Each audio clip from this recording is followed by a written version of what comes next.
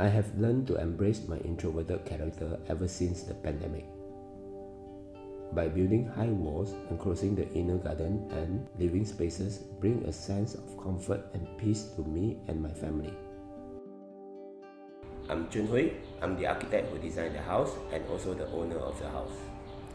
I'm Scarlett. I run a contemporary art gallery, and this is our son Buhan. Hello! This house is located in Subang Jaya, Malaysia, which is one of the busiest cities where the main shopping attractions, amusement water parks, cafes, boutique outlets can be found. Yet the house is situated in a secluded and serene environment. The surroundings are houses built in the 1980s with large pockets of green scattered around the neighborhood. This house actually belongs to Scarlett's parents. It was a semi-detached single-story house seated on a triangular plot of land around 6,000 square feet. The original built-up area of the house is around 2,002 square feet. We have been living here for 7 years before we decided to remodel the house. In year 2019, I was diagnosed with vocal cord cancer, which I believe was caused by stress. The lockdown in 2020 was the last straw where we were like, we need to remodel this space. We knew we would find a way to work out the budget and resources as our lifelong happiness and our son's growth is more crucial. Back then, our son was only 2 years old and we really wanted a healthy space for him to grow up. Everything in the old house was dilapidated. The toilets cannot flush, piping issue with rusty water trickling down. The kitchen was inconveniently functional and non-practical. The bedrooms were small, narrow, and confined. Being stuck in the house 24/7, it felt the house was both depressing and suppressing us. The whole renovation cost us around 1.2 million ringgit. The key priority for us was to create a secure environment with full privacy where our son can run freely all day and doors can be opened at all times with no concern on the security issue. Only the original structure of the house was retained. Unwanted walls are demolished, forming only 3 main core spaces: living room, master bedroom, and our son's room. Adapting of introversion concept, a 3-meter high wall is built enveloping the main living spaces and courtyard.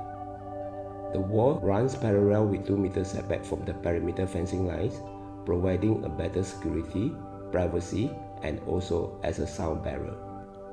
As you enter from the small front gate, your gaze will fall onto the bright yellow door on the right.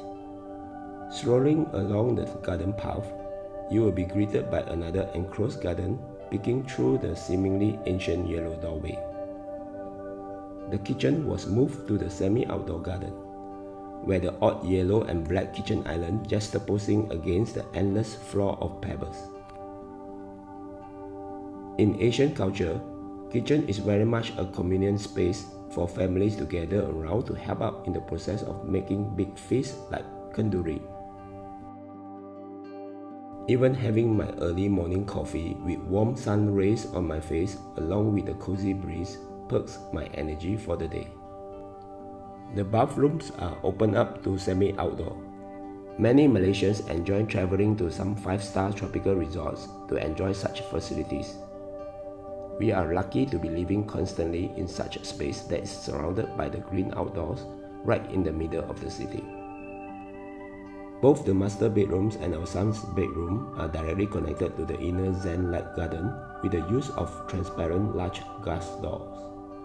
A long corridor links the 2 bedrooms and living area together.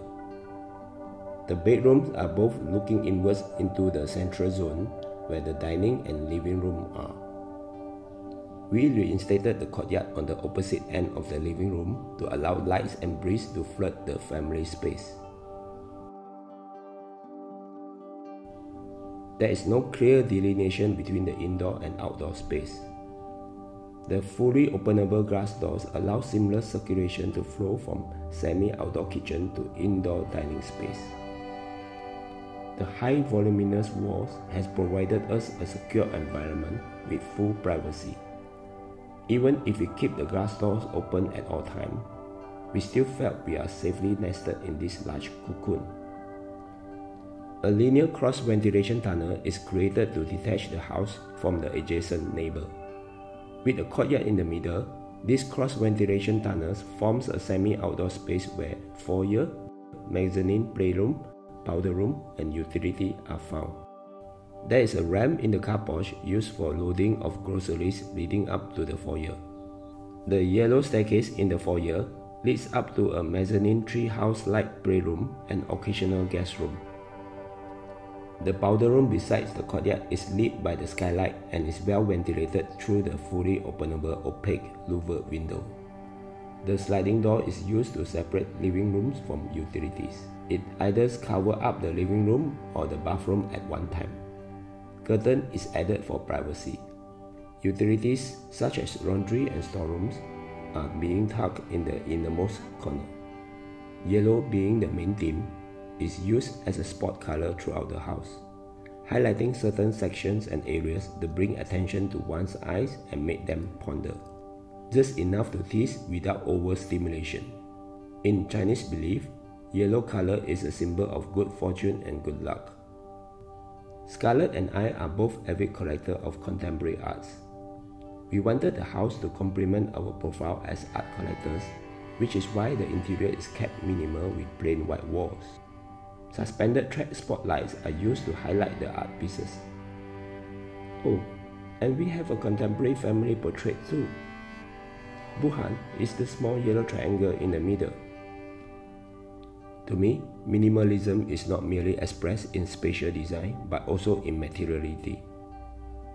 Materials used were minimalized down to concrete, steel, and glass, from being used as a building materials to architecture finishing.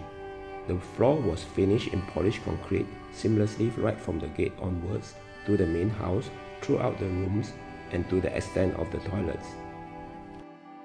The same chipping stones of the polished concrete is used as finishing gravers for the warped garden floor. The interior built-ins or fit-out light wardrobe, bookshelf, and kitchen islands were bespoke and made in steel.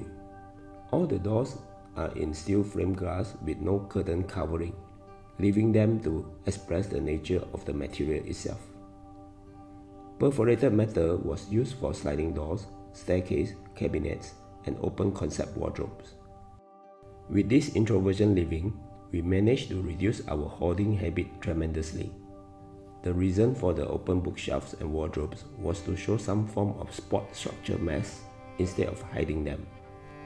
Bed frames and shelves are floating above the floor for robot vacuum to clean the nooks and crannies thoroughly. Our house gains heat from the sun 12 hours a day, and the best form of cooling system is to wrap the house with tall green lush. The outside of work garden is inversely a tropical jungle, providing both protection and also to cool down the surrounding heat.